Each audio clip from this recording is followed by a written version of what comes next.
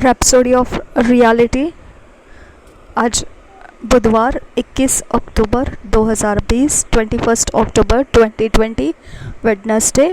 Pastor Chris ओयाखिलोमे के द्वारा हमको मिला हुआ आज जो मैसेज है, जो वचन का संदेश है, उसे हम इंग्लिश और हिंदी दोनों भाषाओं में समझ कर और उसको फॉलो करने के लिए हम अपने मन में इसे पूरी तरह से ले लेंगे। आज जो विषय दिया गया है समझने के लिए हमको, वह फिलिपियों की पत्री 2 अध्याय 9 से लेकर 11 वचन के आधार से सिखाया जा रहा है। और आज विषय जो दिया गया इंग्लिश में ऐसा लिखा है, know him as lord. Hindi में इसे ऐसे समझ सकते हैं, उसको प्रभु करके जानो। प्रभु कहते हुए उसको जानो, वह प्रभु है ऐसा अपने उसको जानना है। Know him as lord. हम पढ़ेंगे फिलिपियंस 2nd चैप्टर 9 to 11। पहले इंग्लिश में पढ़ेंगे और फिर हिंदी में। Therefore God also hath highly exalted him and given him a name which is above every name, that at the name of Jesus every knee should bow, of things in heaven and things in earth and things under the earth, and that every tongue should confess that Jesus Christ is Lord, to the glory of God the Father। फिलिपियों की पत्री 2 अध्याय 9 से 11 वचन, इसमें ऐसा लिखा है,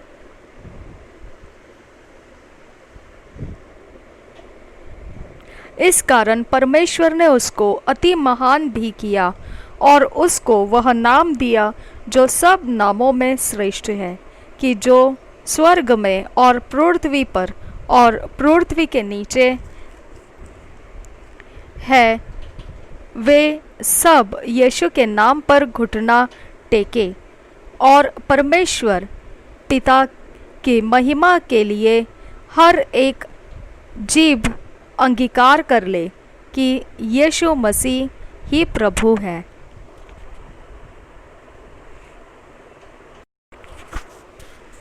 When we say Jesus is Lord, it's much more than a religious expression. It means He is one with supreme authority। जब हम कहते हैं कि प्रभु यीशु मसीह प्रभु है, यीशु मसीह प्रभु है, जब हम ऐसे कहते हैं तो वह एक जो धर्म या जाति का जो रूप प्रदर्शित करता है, उससे भी बढ़कर यह कुछ कहना रहता है कि प्रभु है, यीशु प्रभु है। इसका मतलब वह एकमात्र ऐसा सर्वोच्च अधिकार है, यह उसका मतलब है। सिर्फ एक धर्म या जाति का स्वरूप प्रकट नहीं कर रहा है, वो यह प्रकट करता है उसका मतलब कि वह सर्वोच्च अधिकार है। He is master and ruler. He is the one to be reverenced and adored। वह प्रभु है और वह राज्य करता है, और वही एकमात्र है जो आदर युक्त है और जिसको सराहा जाता है। That's what Lord means। यही मतलब बनता है प्रभु इस शब्द का। Some have only been acquainted with him as Savior, but he is more than a Savior।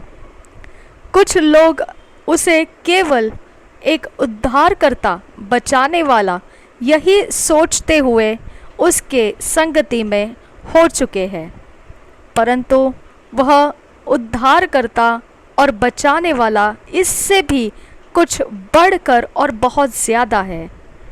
He is the one that has the preeminence and to whom service and obedience are due।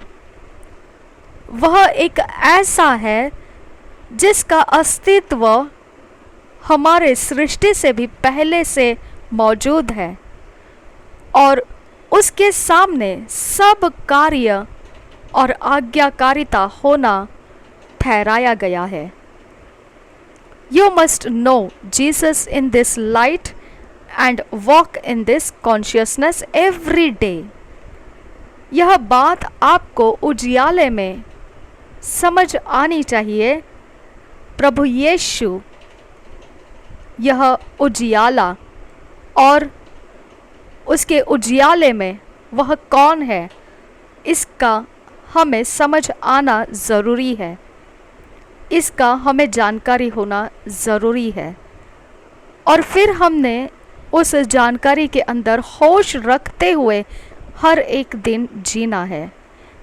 In your family, business, academics, job, finances and everything that has to do with your life relate to him as Lord.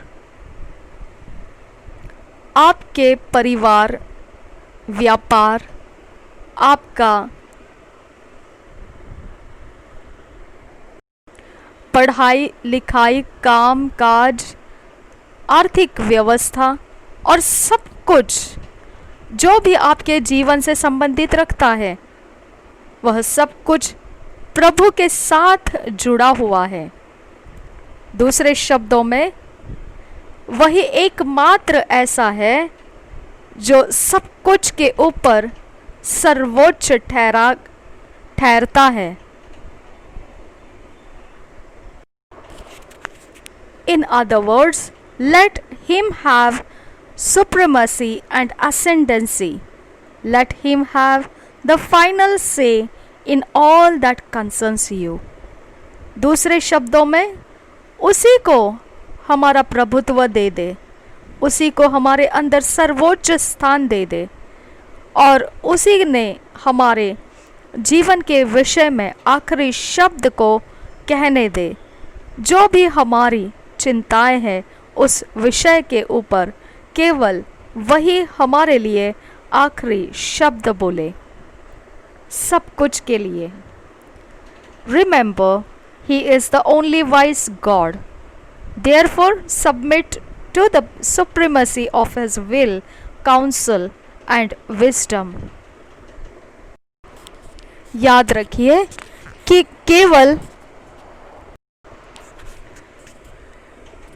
याद रखना है कि केवल परमेश्वर ही एकमात्र बुद्धिमान है। इसके लिए उसके प्रभुत्व में, सर्वोच्चता में, जो उसकी इच्छा, उसकी सलाह और उसकी बुद्धिमानी में है, उसी के अधीन हमने अपने आप को समर्पित कर देना है। And if you have never been born again, you have not yet made Jesus the Lord of your life. Say this prayer and mean it with all your heart. और फिर अब ऐसा है, अगर आपने अभी तक नया जन्म नहीं पाया है, अगर आपने अभी तक प्रभु यीशु मसीह को आपके जीवन का प्रभु नहीं स्वीकारा है, तो अब ये प्रार्थना कर सकते हैं और पूरे मन के साथ होश रखते हुए इस प्रार्थना को आपने समझते हुए आदर के साथ ग्रहण करना है, जानते हुए कि आप क्या प्रार्थना कर रहे हैं, पूरे हृदय के साथ। ओ लॉर्ड गॉड, आप अब मेरे पीछे पीछे अगर इंग्लिश में बोलना चाहे आप बोल सकते हैं, अगर हिंदी में बोलना चाहे तब आप हिंदी में बोलिए। ओ Lord God,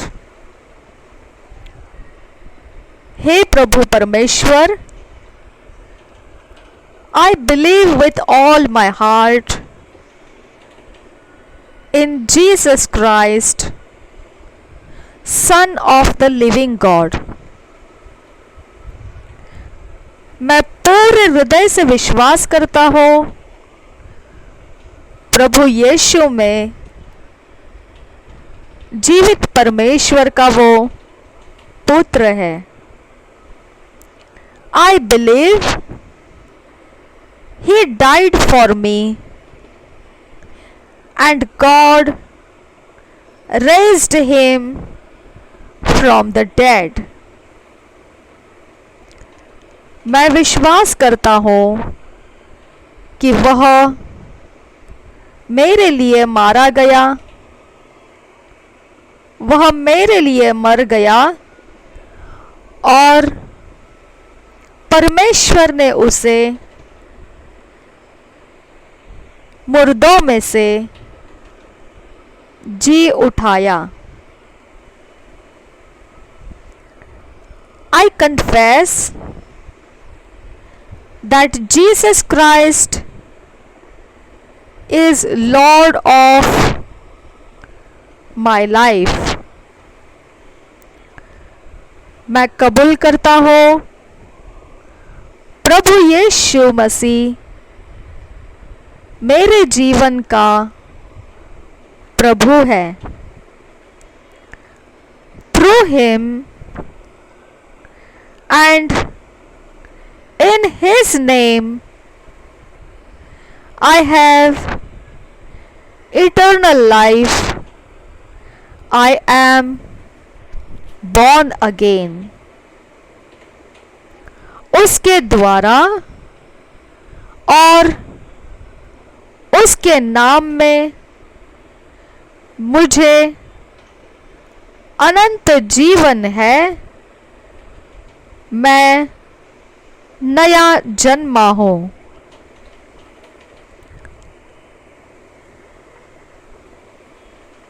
Thank you, Lord, for saving my soul. I am now a child of God. धन्यवाद प्रभु, मेरे प्राण बचाने के लिए। अभी मैं परमेश्वर की संतान हूँ। हालेलुया। कन्फेशन। अब हम कबूल करेंगे। जो इंग्लिश में बोलना चाहे वो इंग्लिश में बोलेंगे, जो हिंदी में बोलना चाहे वो हिंदी में बोलेंगे। लॉर्ड जीसस, आपने मेरे पीछे पीछे बोलना है। Lord Jesus, I recognize you as my Lord, Master and Ruler, the one to whom I belong and that has the final say in my life. I believe with all my heart and declare with my mouth that you are Lord over everything in heaven, in the earth and under the earth. I walk in the consciousness and revelation of your greatness, dominion and lordship today. आमीन। हम हिंदी में कबूल करेंगे। प्रभु यीशु, मैं पहचानता हूँ तू प्रभु है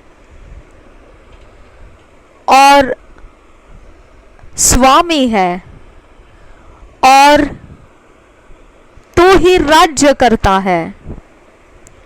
तो एकमात्र वो है जिसका मैं ठहराया गया हूँ और मेरे जीवन का आखिरी शब्द तू ही कहता है। मैं विश्वास करता हूँ संपूर्ण हृदय से और मैं मुंह से घोषणा करता हूँ कि तू ही सब कुछ के ऊपर प्रभु है, स्वर्ग में, पृथ्वी में और पृथ्वी के नीचे। मैं होश में रहते हुए चलता हूँ और प्रकाशन जो तेरे महानता के विषय में है और प्रभुत्व के विषय में है और जो तुझे प्रभु ठहराया गया है, आज उसकी मैं अपने अंदर होश रखता हूँ और चलता हूँ आज। आमीन। आज जो वचन दिया है वो 1 Timothy 6th chapter 15 and 16 verse, Acts of Apostles 10th chapter 36th verse। पहला तिमोथियुस 6 अध्याय 15 और 16 वचन और प्रेरितों के काम 10 अध्याय उसका 36 वचन। हम पहले इंग्लिश में किंग जेम्स वर्जन में से पढ़ेंगे 1 तिमोथी 6 चैप्टर 15 एंड 16 वर्स, फिर यही हिंदी में बीएसआई बाइबल में से हम पढ़ेंगे। 1 Timothy 6 chapter 15 and 16 verse King James version में से पढ़ेंगे। Which in his times he shall shew, who is the blessed and only potentate, the King to kings, the King of kings and Lord of lords, who only hath immortality, dwelling in the light, which no man can approach unto,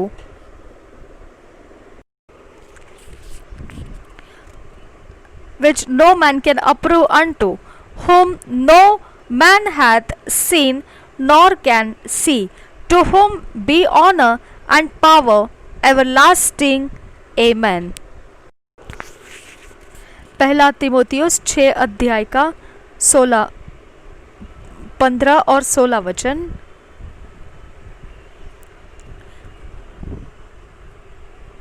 जिसे वह ठीक समय पर दिखाएगा, जो परम धन्य और एकमात्र अधिपति और राजाओं का राजा और प्रभुओं का प्रभु है, और अमरता के बल उसी की है, और अमरता केवल उसी की है, और वह अगम्य ज्योति में रहता है, और न उसे किसी मनुष्य ने देखा और न कभी देख सकता है। उसकी प्रतिष्ठा और राज्य युगानुयुग रहेगा। आमीन।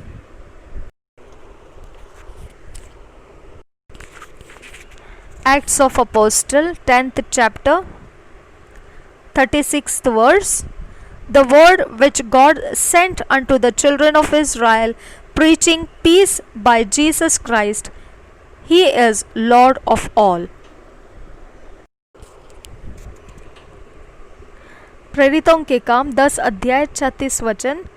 जो वचन उसने इस्राएलियों के पास भेजा, जब उसने यीशु मसीह के द्वारा जो सब का प्रभु है, शांति का सुसमाचार सुनाया। एक साल का बाइबल रीडिंग प्लान में 1 Timothy 3rd chapter 1 to 16th verse और जरमिया 9th चैप्टर 10th चैप्टर। एक साल के बाइबल रीडिंग प्लान में पहले तिमोथियुस 3 अध्याय 1 से 16 वचन तक और यरमिया की भविष्यवाणी 9 और 10 अध्याय। 1 Timothy 3rd chapter 1st verse से पढ़ेंगे। इसके इंट्रोडक्शन में दिया गया है how bishops, deacons and their wives should be qualified, important truths of Christian revelation. 1st verse से पढ़ेंगे किंग जेम्स वर्जन में से। This is a true saying, if a man desire the office of a bishop, he desireth a good work. A bishop then must be blameless, the husband of one wife, vigilant, sober, of good behavior, given to hospitality, apt to teach, not given to wine, no striker, not greedy of filthy lucre, but patient, not a brawler, not covetous, one that ruleth well his own house, having the children in subjection with all gravity. For if a man know not how to rule his own house, how shall he take care of the church of God? Not a novice, lest being lifted up with pride he fall into the condemnation of the devil. Moreover, he must have a good report of them which are without, lest he fall into reproach and the snare of the devil. Likewise, must the deacons be grave, not double tongued, not given to much wine, not greedy of filthy lucre, holding the mystery of the faith in a pure conscience. And let this also first be proved, then let them use the office of a deacon, being found blameless. Even so must their wives be grave, not slanderers, sober, faithful in all things. Let the deacons be the husbands of one wife, ruling their children and their own house well. For they that have used the office of a deacon well purchase to themselves a good degree and great boldness in the faith which is in Christ Jesus. These things write I unto thee, hoping to come unto thee shortly. But if I tarry long, that thou mayest know how thou oughtest to behave thyself in the house of God, which is the church of the living God, the pillar and ground of the truth. And without controversy, great is the mystery of godliness. God was manifest in the flesh, justified in the spirit, seen of angels, preached unto the Gentiles, believed on in the world, received up into glory. पहला तिमोथियस 3 अध्याय पहले वचन से पढ़ेंगे।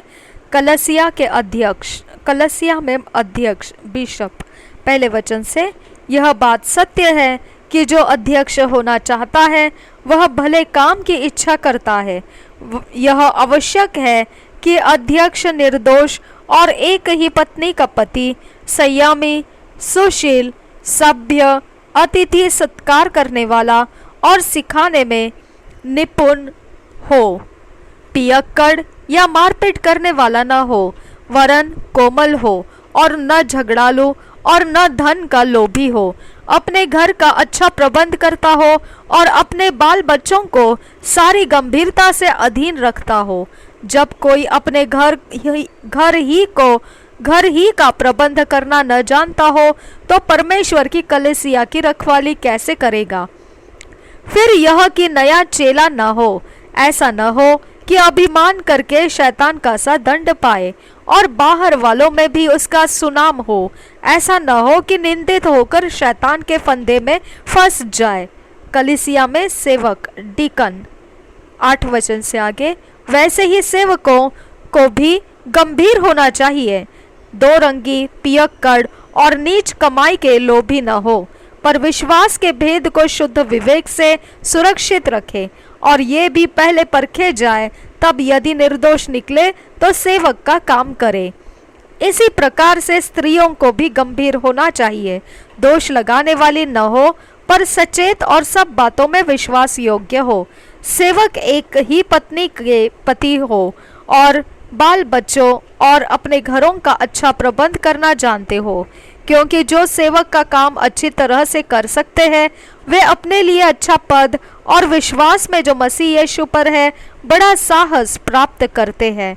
महान रहस्य, 14 वचन से आगे, मैं तेरे पास जल्द आने की आशा रखने पर भी ये बातें तुझे इसलिए लिखता हूँ कि यदि मेरे आने में देर हो तो तू जान ले कि परमेश्वर के घराने में जो जीवते परमेश्वर की कलीसिया है और जो सत्य का खंबा और नींव है, कैसा बर्ताव करना चाहिए।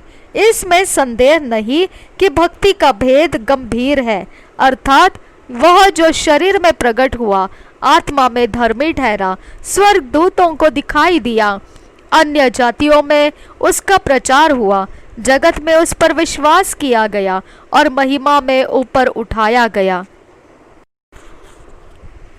जरमिया 9th चैप्टर इंट्रोडक्शन पढ़ेंगे। The profit bewails the manifold sins of his people and their judgments। First वचन से पढ़ेंगे।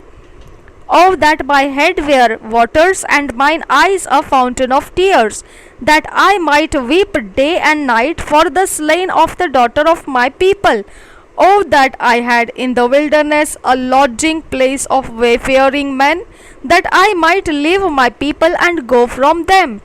For they be all adulterers, an assembly of treacherous men, and they bend their tongues like their bow for lies, but they are not valiant for the truth upon the earth. For they proceed from evil to evil, and they know not me, saith the Lord. Take ye heed every one of his neighbor, and trust ye not in any brother, for every brother will utterly supplant, and every neighbor will walk with slanders, and they will deceive every one his neighbor, and will not speak the truth. They have taught their tongue to speak lies, and weary themselves to commit iniquity. Thine habitation is in the midst of deceit. Through deceit they refuse to know me, saith the Lord. Therefore, thus saith the Lord of hosts, Behold, I will melt them, and try them. For how shall I do for the daughter of my people? Their tongue is as an arrow shot out. It speaketh deceit. One speaketh peaceably to his neighbor with his mouth, but in heart he layeth his wait.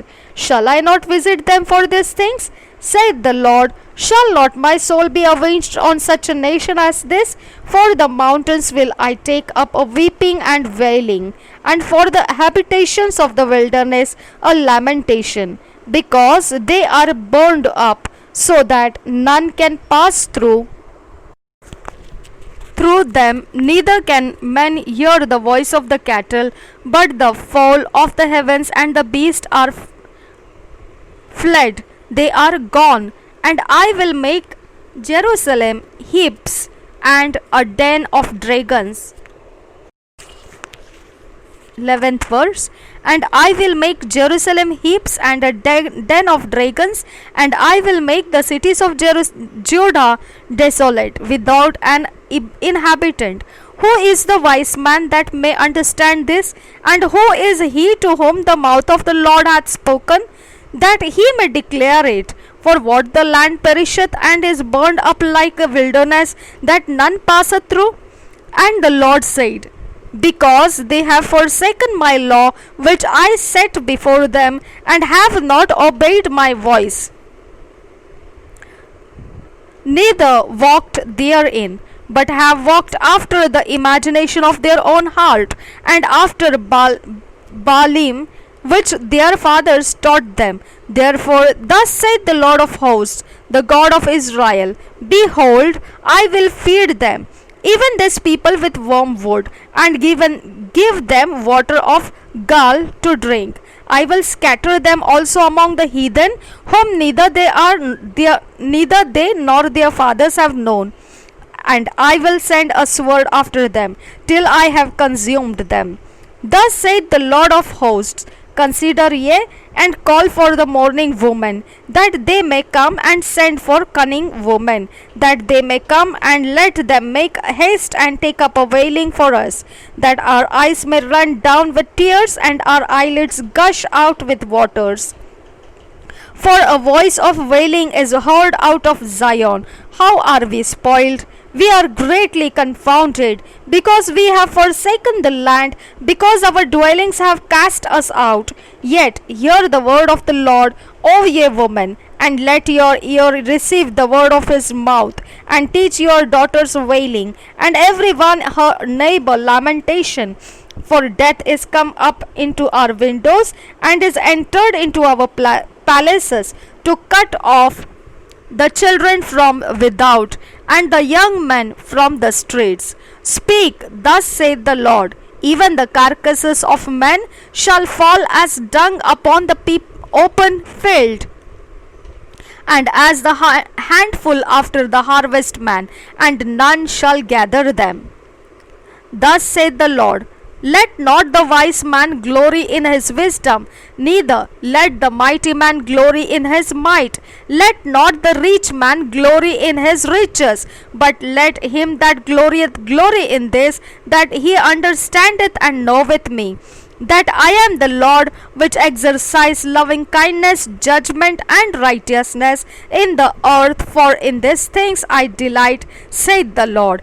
Behold, the days come, saith the Lord, that I will punish all them which are circumcised with the uncircumcised, Egypt and Judah and Edom and the children of Ammon and Moab, and all that are in the utmost corners that dwell in the wilderness. For all these nations are uncircumcised, and all the house of Israel are uncircumcised in the heart.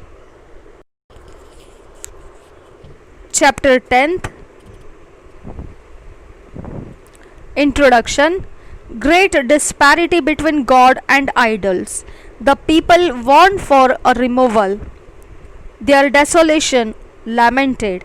First verse से लेके हम पढ़ेंगे. Hear ye the word which the Lord speaketh unto you, O house of Israel.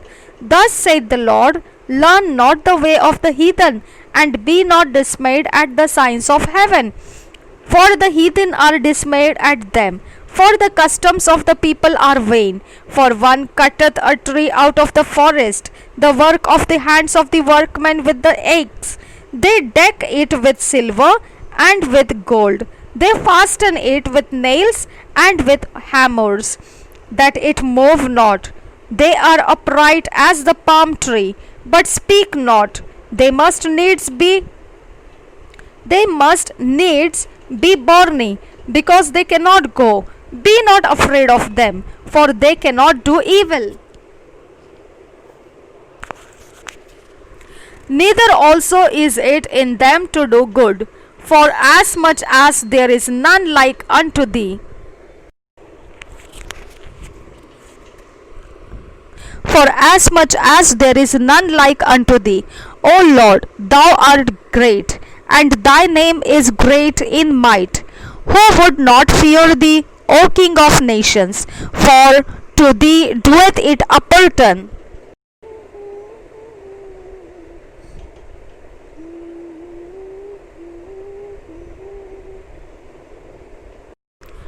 For as much as among all the wise men of the nations and in all their kingdoms there is none like unto thee, but they are altogether brutish and foolish.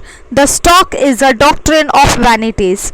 Silver spread into plates is brought from Tarshish, and gold from Uphaz. The work of the workman and of the hands of the founder, blue and purple is their clothing. They are all the work of cunning men. But the Lord is the true God. He is the living God, and an everlasting King. At his wrath the earth shall tremble, and the nations shall not be able to abide his indignation. Thus shall ye say unto them, the gods that have not made the heavens and the earth, even they shall perish from the earth and from under this heavens. He hath made the earth by his power, he hath established the world by his wisdom, and hath stretched out the heavens by his discretion. When he uttereth his voice, there is a multitude of waters in the heavens, and he causeth the vapours to ascend from the ends of the earth. He maketh lightnings with rain, and bringeth forth the wind out of his treasures. Every man is brutish in his knowledge. Every founder is confounded by the graven image. For his molten image is falsehood, and there is no breath in them. They are vanity, and the work of errors. In the time of their visitation, they shall perish. The portion of Jacob is not like them, for he is the former of all things, and Israel is the rod of his inheritance. The Lord of hosts is his name. Gather up thy wares out of the land, O inhabitant of the fortress. For thus saith the Lord, Behold, I will sing out the inhabitants, slinge out the inhabitants of the land at this once, and will distress them, that they may find it so. Woe is me for my hurt. My wound is grievous. But I said, Truly this is a grief, and I must bear it. My tabernacle is spoiled, and all my cords are broken.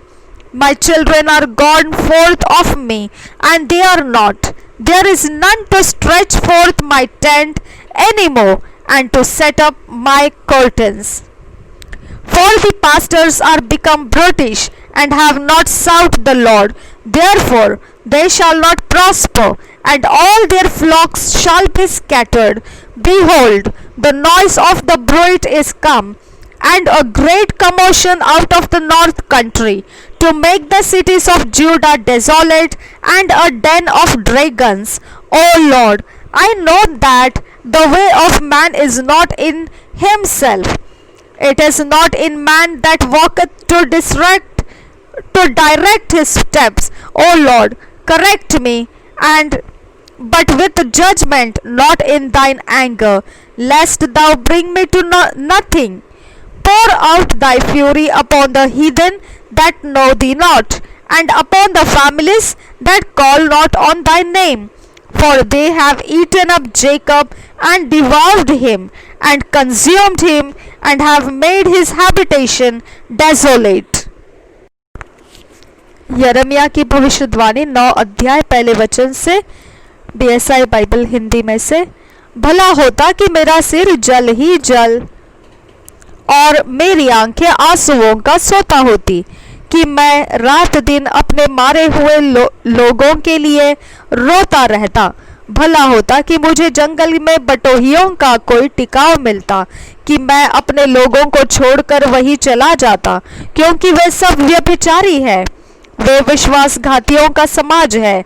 अपनी अपनी जीभ को वे धनुष के समान झूठ बोलने के लिए तैयार करते हैं, और देश में बलवंत तो हो गए, परंतु सच्चाई के लिए नहीं। वे बुराई पर बुराई बढ़ाते जाते हैं, और वे मुझको जानते ही नहीं। यहोवा की यही वाणी है, अपने अपने संगी से चौकस रहो, अपने भाई पर भी भरोसा न रखो, क्योंकि सब भाई निश्चय अड़ंगा मारेंगे, और हर एक पड़ोसी लुतराई करते फिरेंगे। वे एक दूसरे को ठगेंगे, सच नहीं बोलेंगे। उन्होंने झूठ ही बोलना सीखा है, और कुटिलता ही में परिश्रम करते हैं। तेरा निवास छल के बीच है, छल ही के कारण वे मेरा ज्ञान नहीं चाहते। यहोवा की यही वाणी है। इसलिए सेनाओं का यहोवा यो कहता है, देख, मैं उनको तपा कर परखूंगा, क्योंकि अपनी प्रजा के कारण मैं उनसे और क्या कर सकता हूँ।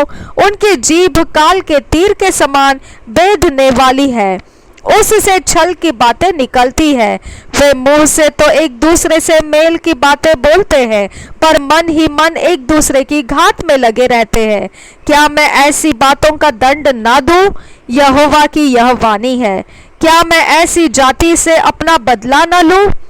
मैं पहाड़ों के लिए रो उठूंगा और शोक का गीत गाऊंगा, और जंगल की चराइयों के लिए विलाप का गीत गाऊंगा, क्योंकि वे ऐसे जल गए हैं कि कोई उनमें से होकर नहीं चलता, और उनमें पशुओं का शब्द भी नहीं सुनाई पड़ता। पशु पक्षी सब भाग गए हैं। मैं यरूशलेम को खंडहर बनाकर गिदड़ों का स्थान बनाऊंगा, और यहूदा के नगरों को ऐसा उजाड़ दूंगा कि उनमें कोई न बसेगा। जो बुद्धिमान पुरुष हो वह इसका भेद समझ ले, और जिसने यहोवा के मुख से इसका कारण सुना हो वह बता दे। देश का नाश क्यों हुआ? क्यों वह जंगल के समान ऐसा जल गया कि उसमें से होकर कोई नहीं चलता, और यहोवा ने कहा, क्योंकि उन्होंने मेरी व्यवस्था को जो मैंने उनके आगे रखी थी छोड़ दिया और न मेरी बात मानी और न उसके अनुसार चले हैं, वरन वे अपने हट पर बाल नामक देवताओं के पीछे चले, जैसा उनके पुरखाओं ने उनको सिखलाया। इस कारण सेनाओं का यहोवा, इस्राएल का परमेश्वर यूं कहता है, सुन, मैं अपनी इस प्रजा को कड़वी वस्तु खिलाऊंगा और विष पिलाऊंगा।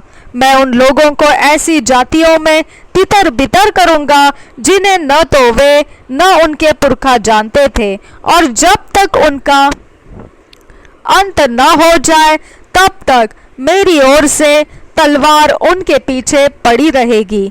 यरूशलेम के लिए विलाप। 17 वचन से आगे, सेनाओं का यहोवा यूं कहता है, सोचो और विलाप करने वालियों को बुलाओ, बुद्धिमान स्त्रियों को बुलवा भेजो, वे फुर्ती करके हम लोगों के लिए शोक का गीत गाए कि हमारी आंखों से आंसू बह चले और हमारी पलकें जल बहाए। सिय्योन से शोक का यह गीत सुनाई पड़ता है, हम कैसे नष्ट हो गए, हम क्यों लज्जा में पड़ गए हैं, क्योंकि हमको अपना देश छोड़ना पड़ा और हमारे घर गिरा दिए गए हैं। इसलिए हे स्त्रियों, यहोवा का यह वचन सुनो और उसकी यह आज्ञा मानो। तुम अपनी अपनी बेटियों को शोक का गीत और अपनी अपनी पड़ोसिनों को विलाप का गीत सिखाओ, क्योंकि मृत्यु हमारी खिड़कियों से होकर हमारे महलों में घुस आई है कि हमारी सड़कों में बच्चों को और चौकों में जवानों को मिटा दे। तू कह, यहोवा यूं कहता है, मनुष्यों के शव ऐसे पड़े रहेंगे जैसे खाद खेत के ऊपर और पुलिया काटने वाले के पीछे पड़ी रहती है, और उनका कोई उठाने वाला न होगा। यहोवा यूं कहता है, बुद्धिमान अपनी बुद्धि पर घमंड न करे, न वीर अपनी वीरता पर, न धनी अपने धन पर घमंड करे, परंतु जो घमंड करे वह इसी बात पर घमंड करे कि वह मुझे जानता और समझता है कि मैं ही वह यहोवा हूँ, जो पृथ्वी पर करुणा, न्याय और धर्म के काम करता है, क्योंकि मैं इन्हीं बातों से प्रसन्न रहता हूँ। देखो, यहोवा की यह वाणी है कि ऐसे दिन आने वाले हैं कि जिनका खतना हुआ हो उनको खतना रहितों के समान दंड दूंगा, अर्थात मिस्रियों, यहूदियों, एदोमियों, अमोनियों, मोआबियों को और उन रेगिस्तान के निवासियों को जो अपने गाल के बालों को मुंडा डालते हैं, क्योंकि ये सब जातियां तो खतना रहित है और इस्राएल का सारा घराना भी मन में खतना रहित है। मूर्ति पूजा और सच्ची आराधना। 10 अध्याय पहले वचन से पढ़ेंगे। यहोवा यूं कहता है, हे इस्राएल के घराने, जो वचन यहोवा तुमसे कहता है उसे सुनो। अन्य जातियों की चाल मत सीखो, न उनके समान आकाश के चिन्हों से विस्मित हो, इसलिए कि अन्य जाति लोग उनसे विस्मित होते हैं, क्योंकि देशों के लोगों की रीतियों तो निकम्मी है। मूरत तो वन में से किसी का काटा हुआ काठ है, जिसे कारीगर ने बसूले से बनाया है। लोग उसको सोने चांदी से सजाते और हथौड़े से कील ठोक ठोक कर दृढ़ करते हैं कि वह हिल डुल न सके। वे ककड़ी के खेत में खड़े पुतले के समान है, पर वे बोल नहीं सकती। उन्हें उठाए फिरना पड़ता है, क्योंकि वे चल नहीं सकती। उनसे मत डरो, क्योंकि न तो वे कुछ बुरा कर सकती है और न कुछ भला। हे यहोवा, तेरे समान कोई नहीं है, तू महान है और तेरा नाम पराक्रम में बड़ा है। हे सब जातियों के राजा, तुझसे कौन न डरेगा, क्योंकि यह तेरे योग्य है। अन्य जातियों के सारे बुद्धिमानों में और उनके सारे राज्यों में तेरे समान कोई नहीं है, परंतु वे पशु सरीखे नीरे मूर्ख है। मूर्तियों से क्या शिक्षा, वे तो काठ ही है। पत्थर बनाई हुई चांदी तर्शीश से लाई जाती है और उफाज से सोना। वे कारीगर और सुनार के हाथों की कारीगरी है। उनके पहरावे नीले और बैंगनी रंग के वस्त्र है। उनमें जो कुछ है वह निपुण कारीगरों की कारीगरी ही है। परंतु यहोवा वास्तव में परमेश्वर है, जीवित परमेश्वर और सदा का राजा वही है। उसके प्रकोप से पृथ्वी कांपती है और जाति जाति के लोग उसके क्रोध को सह नहीं सकते। तुम उनसे यह कहना, या देवता जिन्होंने आकाश और पृथ्वी को नहीं बनाया, वे पृथ्वी के ऊपर से और आकाश के नीचे से नष्ट हो जाएंगे। स्तुति का गीत 12 वचन से आगे। उसी ने पृथ्वी को अपनी सामर्थ्य से बनाया, उसने जगत को अपनी बुद्धि से स्थिर किया और आकाश को अपनी प्रवीणता से तान दिया है। जब वह बोलता है तब आकाश में जल का बड़ा शब्द होता है और पृथ्वी की छोर से वह कोहरे को उठाता है। वह वर्षा के लिए बिजली चमकाता और अपने भंडार में से पवन चलाता है। सब मनुष्य पशु सरीखे ज्ञान रहित है। अपनी खोदी हुई मूर्तों के कारण सब सुनारों की आशा टूटती है, क्योंकि उनकी ढाली हुई मूर्तें झूठी है और उनमें सांस ही नहीं है। वे व्यर्थ और ठट्ठे ही के योग्य है। जब उनके दंड का समय आएगा तब वे नष्ट हो जाएंगे, परंतु याकूब का निज भाग उनके समान नहीं है, क्योंकि वह तो सबका सृजनहार है और इस्राएल उसके निज भाग का गोत्र है। सेनाओं का यहोवा उसका नाम है। आने वाली दास्तां 17 वचन से आगे।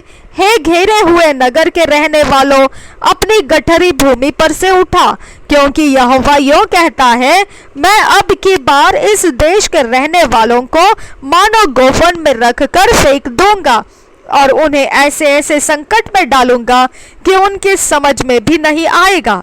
मुझ पर हाय, मेरा घाव चंगा होने का नहीं। फिर मैंने सोचा, यह तो रोग ही है, इसलिए मुझको इसे सहना चाहिए। मेरा तंबू लूटा गया और सब रस्सियां टूट गई है।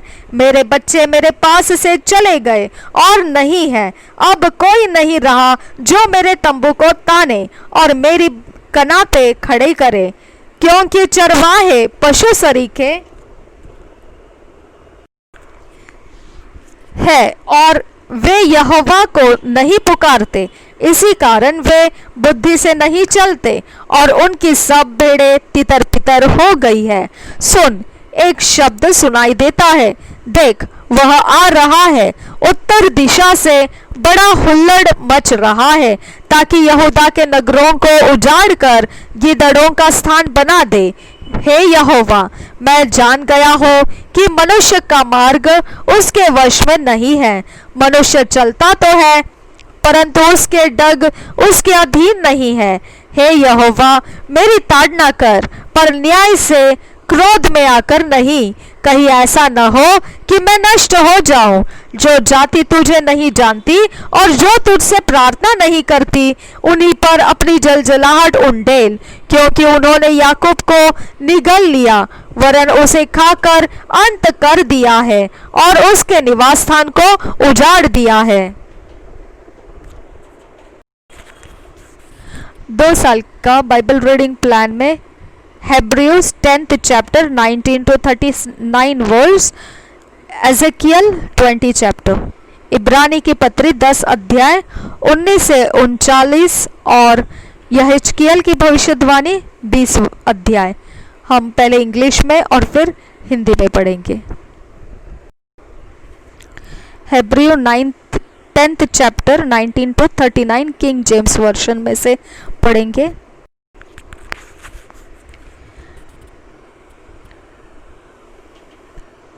Having therefore, brethren, boldness to enter into the holiest by the blood of Jesus, by a new and living way, which he hath consecrated for us, through the veil, that is to say, his flesh, and having an high priest over the house of God, let us draw near with a true heart, in full assurance of faith, having our hearts sprinkled from an evil conscience, and our bodies washed with pure water. Let us hold fast the profession of our faith without wavering, for he is faithful that promised. And let us consider one another to provoke unto love and to good works, not forsaking the assembling of ourselves together, as the manner of some is, but exalting one another, and so much the more as ye see the day approaching. For if we sin wilfully after that we have received the knowledge of the truth, there remaineth no more sacrifice for sins, but a certain fearful looking for of judgment and fiery indignation, which shall devour the adversaries. He that despised Moses' law died without mercy under 2 or 3 witnesses, of which much sorer punishment suppose ye shall he be thought worthy, who had trodden underfoot the Son of God, and hath counted the blood of the covenant, wherewith he was sanctified an unholy thing, and hath done despite unto the Spirit of grace. For we know him that hath said, Vengeance belongeth unto me, I will recompense, saith the Lord. And again, the Lord shall judge his people. It is a fearful thing to fall into the hands of the living God, but call to remembrance the former days, in which, after ye were illuminated, ye endured a great fight of afflictions. Partly, whilst ye were made a gazing stock, both by reproaches and afflictions, and partly, whilst ye become companions of them that were so used, for ye had compassion of me in my bonds, and took joyfully the spoiling of your goods, knowing in yourselves that ye have in heaven a better and an enduring substance. Cast not away therefore your confidence, which hath great recompense of reward. For ye have need of patience, that after ye have done the will of God, ye might receive the promise. For yet a little while, and he that shall come will come, and will not tarry. Now the just shall live by faith. But if any man draw back, my soul shall have no pleasure in him. But we are not of them who draw back unto perdition, but of them that believe to the saving of the soul.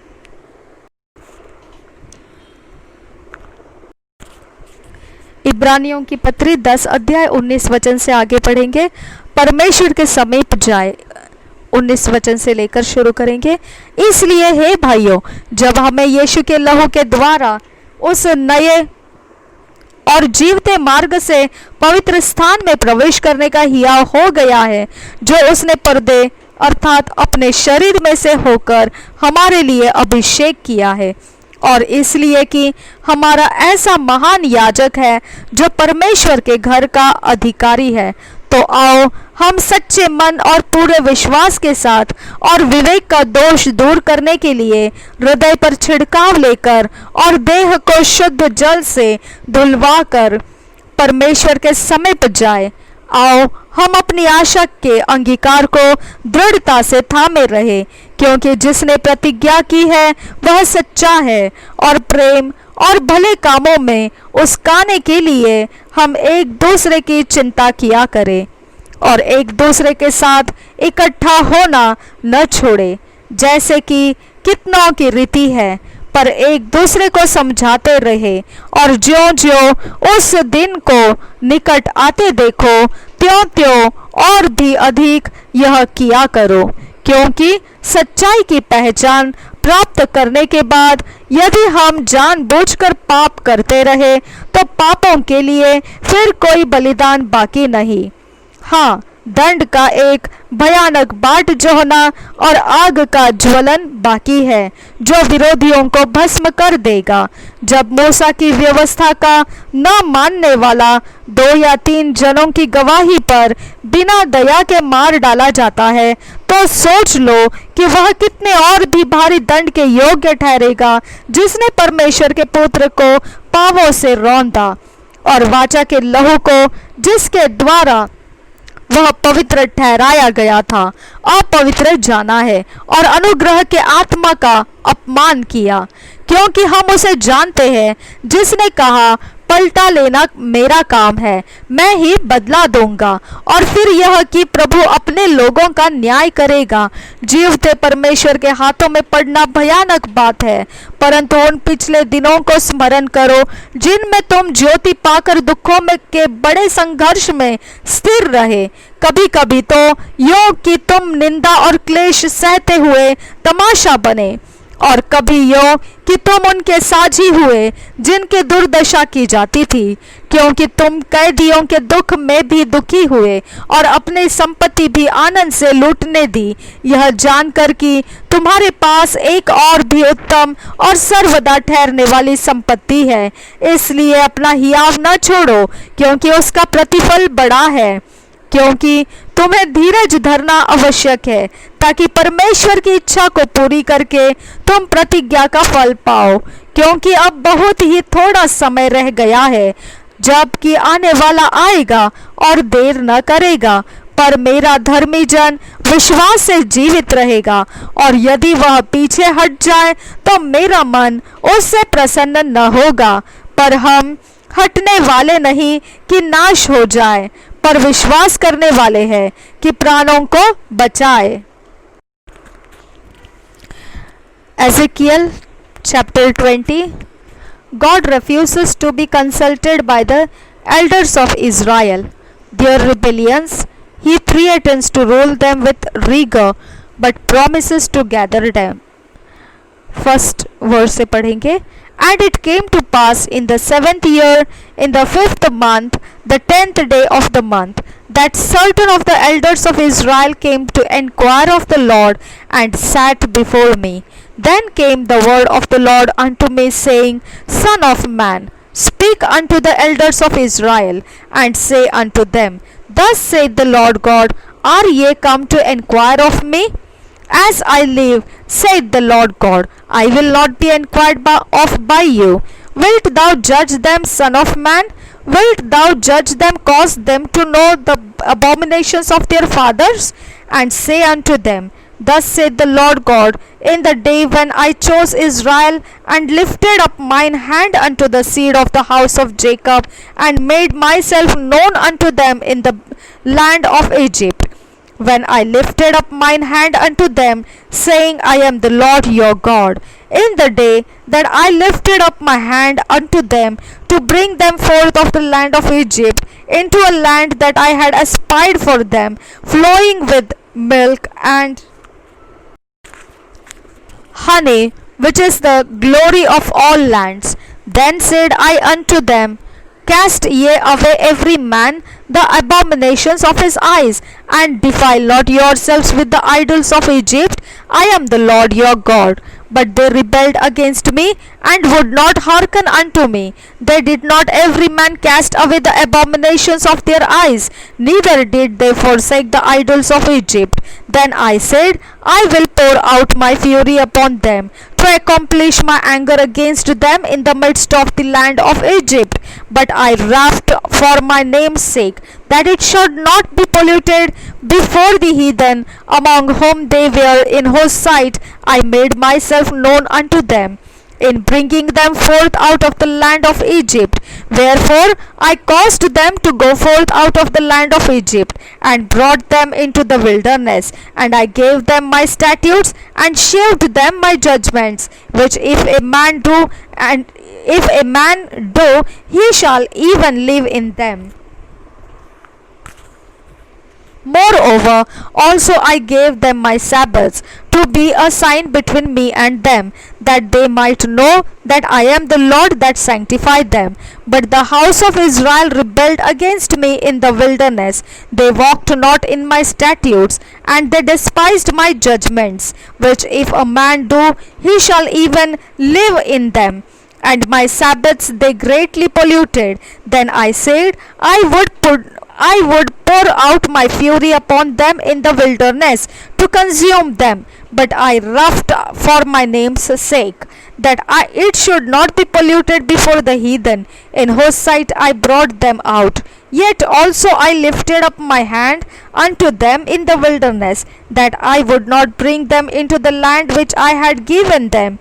flowing with milk and honey, which is the glory of all lands. Because they despised my judgments and walked not in my statutes, but polluted my Sabbaths, for their heart went after their idols.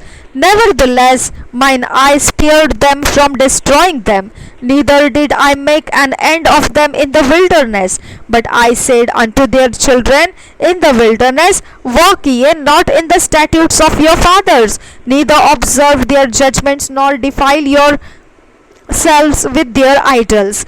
I am the Lord your God. Walk in my statutes, and keep my judgments, and do them, and hallow my Sabbaths, and they shall be a sign between me and you, that ye may know that I am the Lord your God. Notwithstanding the children rebelled against me, they walked not in my statutes, neither kept my judgments to do them, which if a man do, he shall even live in them. They polluted my Sabbaths. Then I said, I would pour out my fury upon them, to accomplish my anger against them in the wilderness. Nevertheless, I withdrew mine hand, and roughed for my name's sake, that it should not be polluted in the sight of the heathen.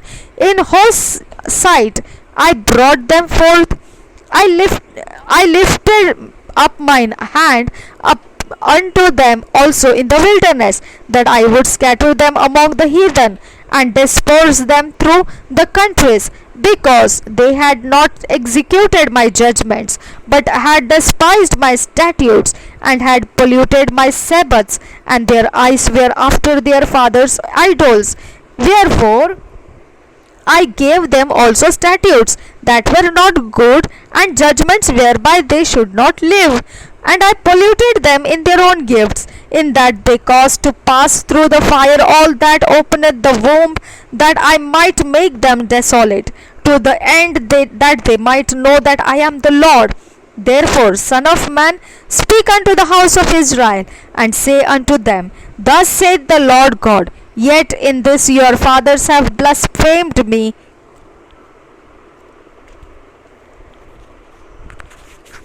in that they have committed a trespass against me. For when I had brought them into the land for the which I lifted up mine hand to give it to them, then they saw every high hill and all the thick trees, and they offered there their sacrifices, and there they presented the provocation of their offering. There also they made their sweet savour, and poured out their drink offerings. Then I said unto them, What is the high place whereunto ye go? And the name thereof is called Bama unto this day. Wherefore say unto the house of Israel, Thus saith the Lord God, Are ye polluted after the manner of your fathers, and commit ye whoredom after their abominations? For when ye offer your gifts, when ye make your sons to pass through the fire, ye pollute yourselves with all your idols, even unto this day. And shall I be enquired by you, O house of Israel? As I live, saith the Lord God, I will not be enquired of by you. And that which cometh into your mind shall not be at all, that ye say, We will be as the heathen, as the families of the countries, to serve wood and stone. As I live, saith the Lord God, surely with a mighty hand, and with a stretched out arm, and with fury poured out will I rule over you, and I will bring you out from the people, and will gather you out of the countries wherein ye are scattered, with a mighty hand, and with a stretched out arm, and with fury poured out. And I will bring you into the wilderness of the people, and there will I plead with you face to face, like as I pleaded with your fathers in the wilderness of the land of Egypt, so will I plead with you, saith the Lord God. And I will cause you to pass under the rod, and I will bring you into the bond of the covenant, and I will purge out from among you the rebels and them that transgress against me. I will bring them forth out of the country where they sojourn, and they shall not enter into the land of Israel, and ye shall know that I am the Lord.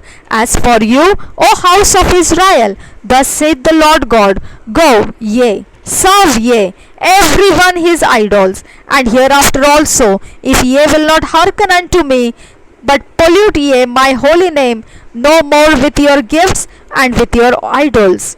For in mine holy mountain, in the mountain of the height of Israel, saith the Lord God, there shall all the house of Israel, all of them in the land, serve me. There will I accept them, and there will I require your offerings and the first fruits of your oblations with all your holy things. I will accept you and with your sweet savour, and when I bring you out from the people and gather you out of the countries wherein ye have been scattered, and I will be sanctified in you before the heathen, and ye shall know that I am the Lord, when I shall bring you into the land of Israel, into the country for the which I lifted up mine hand to give it to your fathers. And there shall ye remember your ways and all your doings, wherein ye shall loathe yourselves in your own sight for all your evils that ye have committed. And ye shall know that I am the Lord, when I have wrath with you for my name's sake, and according to your wicked ways, nor according to your corrupt doings, O ye house of Israel, saith the Lord God. Moreover, the word of the Lord came unto me, saying, Son of man, see thy face toward the south, and drop thy word toward the south, and prophesy against the forest of the south field, and say to the forest of the south, Hear the word of the Lord. Thus saith the Lord God, Behold, I will kindle a fire in thee, and it shall devour every green tree in thee, and every dry tree. The flaming flame shall not be quenched, and all faces from the south to the north shall be burned therein, and all flesh shall see that I the Lord have kindled it. It shall not be quenched. Then said I, Lord God, they say of me, Doeth he not speak parables? यह हिजकिय्याह की भविष्यवाणी 20 अध्याय पहले वचन से पढ़ेंगे। परमेश्वर की इच्छा और मनुष्य की अवज्ञा। 7वें वर्ष के 5वें महीने के 10वें दिन को इस्राएल के कितने पुरनियों यहोवा से प्रश्न करने को आए और मेरे सामने बैठ गए। तब यहोवा का यह वचन मेरे पास पहुंचा, हे मनुष्य के संतान, इस्राएली पुरनियों से यह कह, प्रभु यहोवा यूं कहता है, क्या तुम मुझसे प्रश्न करने आए हो? प्रभु यहोवा की यह वाणी है कि मेरे जीवन की सौगंध, तुम मुझसे प्रश्न करने न पाओगे। हे मनुष्य के संतान, क्या तो उनका न्याय न करेगा? क्या तो उनका न्याय न करेगा? उनके पुरखाओं के घिनौने काम उन्हें जता दे और उनसे कहे, प्रभु यहोवा यूं कहता है, जिस दिन मैंने इस्राएल को चुन लिया और याकूब के घराने के वंश से शपथ खाई और मिस्र देश से अपने को उन पर प्रकट किया और उनसे शपथ खाकर कहा, मैं तुम्हारा परमेश्वर यहोवा हूँ, उसी दिन मैंने उनसे यह भी शपथ खाई कि मैं तुमको मिस्र देश से निकालकर एक देश में पहुंचाऊंगा जिसे मैंने तुम्हारे लिए चुन लिया है। वह सब देशों का शिरोमणि है और उसमें दूध और मधु की धाराएं बहती है। फिर मैंने उनसे कहा, जिन घिनौने वस्तुओं पर तुम में से हर एक की आंखें लगी है उन्हें फेंक दो और मिस्र की मूर्तों से अपने को अशुद्ध न करो। हे, मैं ही तुम्हारा परमेश्वर यहोवा हूँ। परंतु वे मुझसे बिगड़ गए और मेरी सुनना न चाही। जिन घिनौनी वस्तुओं पर उनकी आंखें लगी थी उनको किसी ने फेंका नहीं और न मिस्र की मूर्तों को छोड़ा। जब मैंने कहा, मैं यही मिस्र देश के बीच तुम पर अपनी जलजलाहट भड़काऊंगा और पूरा कोप दिखाऊंगा, तो भी मैंने अपने नाम के निमित्त ऐसा किया कि जिनके बीच में वे थे और जिनके देखते हुए मैंने उनको मिस्र देश से निकलने के लिए अपने को उस पर प्रकट किया था, उन जातियों के सामने वे अपवित्र न ठहरे। मैं उनको मिस्र देश से निकालकर जंगल में ले आया। वहाँ उनको मैंने अपनी विधियाँ बताई और अपने नियम भी बताए कि जो मनुष्य उनको माने वह उनके कारण जीवित रहेगा। फिर मैंने उनके लिए अपने विश्राम दिन ठहराए, जो मेरे और उनके बीच चिन्ह ठहरे, कि वे जाने कि मैं यहोवा उनका पवित्र करने वाला हूँ। तो भी इस्राएल के घराने ने जंगल में मुझसे विद्रोह किया। वे मेरी विधियों पर न चले और मेरे नियमों को तुच्छ जाना, जिन्हें यदि मनुष्य माने तो वह उनके कारण जीवित रहेगा। और उन्होंने मेरे विश्राम दिनों को अति अपवित्र किया और उन्होंने मेरे विश्राम दिनों को अति अपवित्र किया। तब मैंने कहा, मैं जंगल में इन पर अपनी जलजलाहट भड़काकर इनका अंत कर डालूंगा। परंतु मैंने अपने नाम के निमित्त ऐसा किया कि वे जातियों के सामने जिनके देखते मैं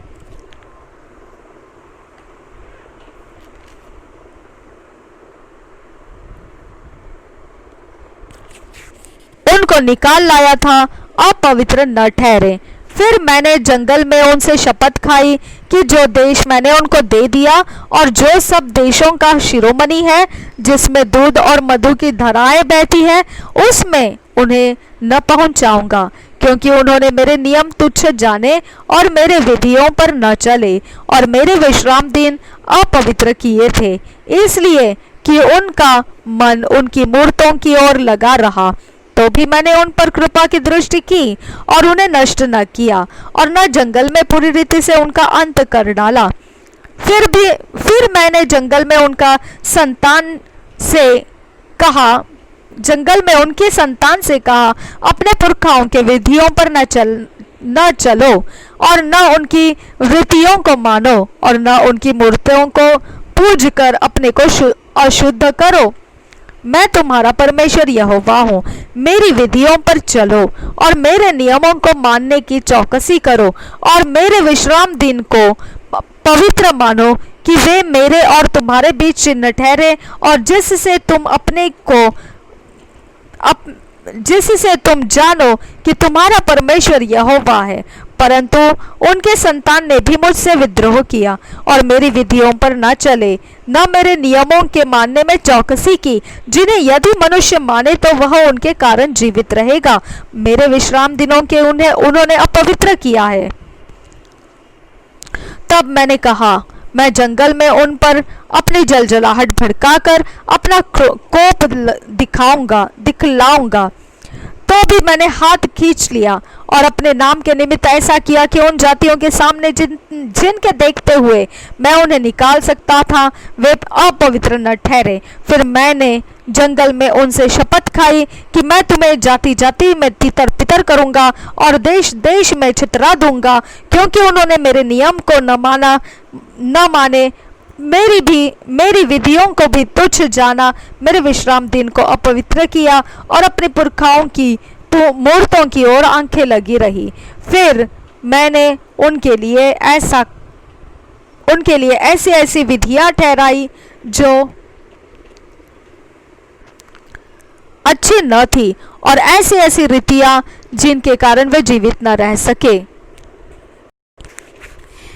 27 वचन से आगे, हे मनुष्य के संतान, तो इस्राएल के घराने से कह, प्रभु यहोवा यो कहता है, तुम्हारे पुरखाओं ने इसमें भी मेरी निंदा की कि उन्होंने मुझसे विश्वासघात किया, क्योंकि जब मैंने उनको उस देश में पहुंचाया जिसे उन्हें देने की शपथ मैंने उनसे खाई थी, तब वे हर एक ऊंचे टीले और हर एक घने वृक्ष पर दृष्टि करके वही अपने मेल बलि चढ़ाने लगे और वही रिस दिलाने वाली अपनी भेंटें चढ़ाने लगे और वही अपना सुखदायी सुगंध द्रव्य जलाने लगे और वही अपने तपावन देने लगे।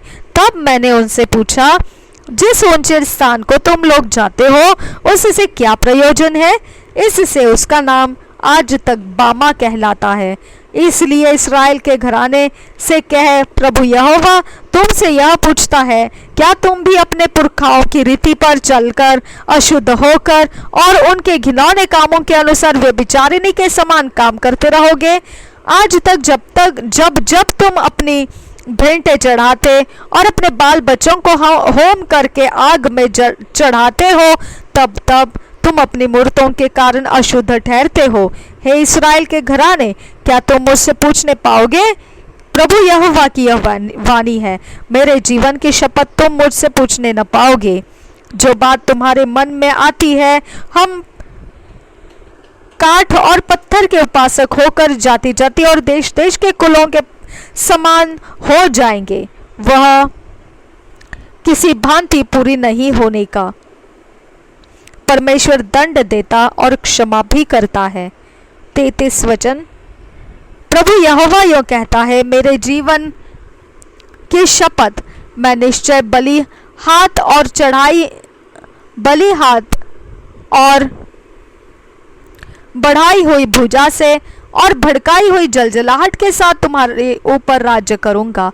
मैं बलि हाथ और बढ़ाई हुई भुजा से भड़काई और हुई जलजलाहट के साथ तुम्हें देश देश के लोगों में से अलग करूंगा और उन देशों में जिनमें तुम तितर पितर हो गए थे इकट्ठा करूंगा, और मैं तुम्हें देश देश के लोगों के जंगल में ले जाकर वहां आमने सामने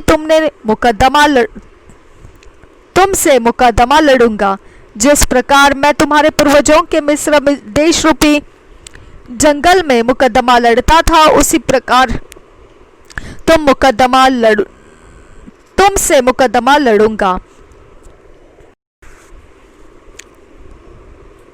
प्रभु यहोवा की यही वाणी है, मैं तुम्हें लाठी के तले चलाऊंगा और तुम्हें वाचा के बंधन में डालूंगा। मैं तुम में से सब विद्रोहियों को निकालकर जो मेरा अपराध करते हैं तुम्हें शुद्ध करूंगा, और जिस देश में वे टिकते हैं उसमें से मैं उन्हें निकाल दूंगा, परंतु इस्राएल के देश में घुसने न दूंगा। तब तुम जान लोगे कि मैं यहोवा हूँ।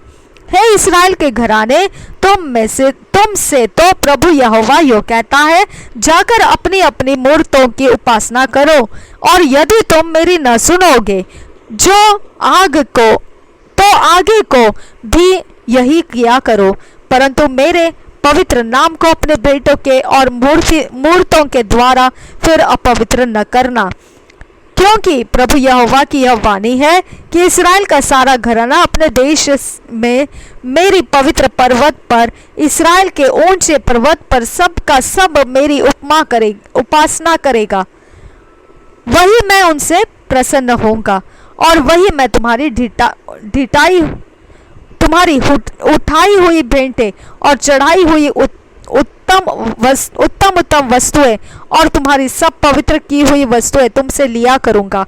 जब तुम्हें देश देश के लोगों में से अलग करूं और उन देशों से जिनमें तुम तितर पितर हुए हो इकट्ठा करूं, तब तुम को सुखदायक सुगंध जानकर ग्रहण करूंगा और सत्य के सामने तुम्हारे द्वारा पवित्र ठहराया जाऊंगा। जब मैं तुम्हें इस्राएल के देश में पहुंचाऊं,